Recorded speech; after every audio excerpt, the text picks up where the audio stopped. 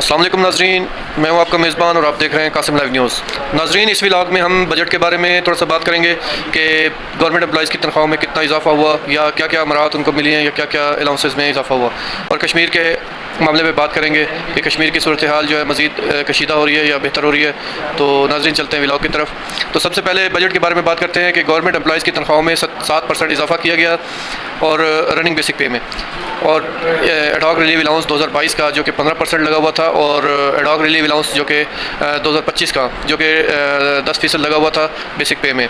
तो ये दो एडहॉक रिलीव अलाउंस जो है ना वो तनख्वाह में जम कर दिए गए और 7% जो है ना तनख्वाह में इजाफा किया गया। इसके अलावा जो है ना वो डिस्पैरिटी रिडक्शन अलाउंस 15% का इजाफा किया गया, और कन्वेंस अलाउंस में 50% का इजाफा किया गया, और पेंशन में भी इसी तरह 7% का इजाफा किया गया। तो नाज़रीन, देखने में तो ये ऐसे लगता है कि गवर्नमेंट एम्प्लॉइज़ को बहुत ज़्यादा इस बजट में रिलीफ दिया गया है, क्योंकि बहुत सारे पॉइंट इसमें शो किए गए हैं बजट में कि बहुत सारा रिलीफ दिया गया है। लेकिन आइए चलते हैं एक्चुअल फिगर्स के ऊपर कि आया अगर इतनी सारी चीज़ें लगी हैं तो तनख्वाह में कितना इजाफा हुआ होगा। तो नाज़रीन, एडहॉक रिलीव अलाउंस 2022 जो कि 15% है, तो जिस बंदे की 18 से 20 साल सर्विस हो गई है तो उसका उस पर जो है एडहॉक रिलीव अलाउंस 2022 15% वाला वो ज़्यादा से ज़्यादा 5-5.5 हज़ार से ज़्यादा नहीं है। और इसी तरह एडहॉक रिलीव अलाउंस 2025 का जो कि 10% लगा हुआ है वो भी ज़्यादा से ज़्यादा 6,000 तक होगी उसकी अमाउंट। ठीक है, तो 5 और 6 11,000। और जिस बंदे की सर्विस 15 साल से 20 साल तक हो चुकी है तो उसकी बेसिक पे जो है ना वो 50 से 60 हज़ार के दरमियान होगी। तो अगर वो स्टाफ कैडर में है तो जिस बंदे की तनख्वाह 50 से 60 हज़ार पर मंथ है बेसिक पे, तो अगर इसमें ये दोनों एडहॉक जम कर दिए जाएँ तो ये तकरीबन 60 से 70 हज़ार रुपये बन जाती है बेसिक पे उसकी, जो कि वो ले रहा है। अब अगर इससे 60 या 70 हज़ार पे 7% इजाफा कर दिया जाए तो ये इजाफा तकरीबन 5 से 6 हज़ार के करीब बनता है। तो ये इजाफा जो है ना तकरीबन 5 से 6 हज़ार से 6.5 हज़ार तक इजाफा बनता है। ये कोई इतना बड़ा इजाफा नहीं है।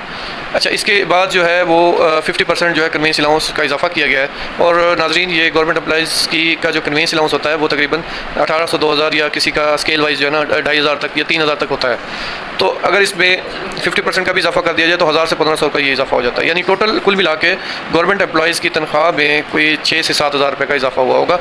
ठीक है, लेकिन अगर महंगाई को देखा जाए तो महंगाई इसके मुकाबले में कहीं ज़्यादा है, तो उस हिसाब से कम से कम जो है ना 100% पे में इजाफा होना चाहिए था, क्योंकि 100% इस पे नेट पे में तो इजाफा नहीं होता ना, तो वो 100% जो होता है वो रनिंग बेसिक पे पर इजाफा दिया जाता है।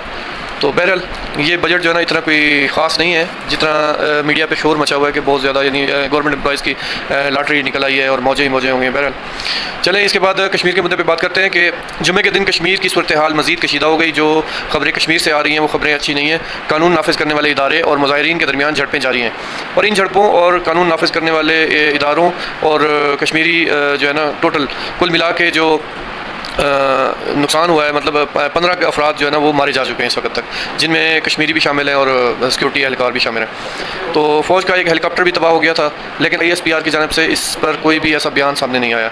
इस हादसे में कितने फ़ौजी एहलकार मारे गए या इस हेलीकॉप्टर की तबाही की असल वजह क्या है, तो ये कुछ भी नहीं बताया जा रहा। तो नाज़रीन, आप कमेंट करके बताइएगा कि इस हादसे की असल वजह क्या होगी, और अगर आपने चैनल को सब्सक्राइब नहीं किया तो काइंडली सब्सक्राइब कर दें और बेल आइकन को दबा दें, और अपनी कीमती राय जो है ना वो कमेंट्स में लाजमी इज़हार कीजिएगा। ओके, अल्लाह हाफ़िज़।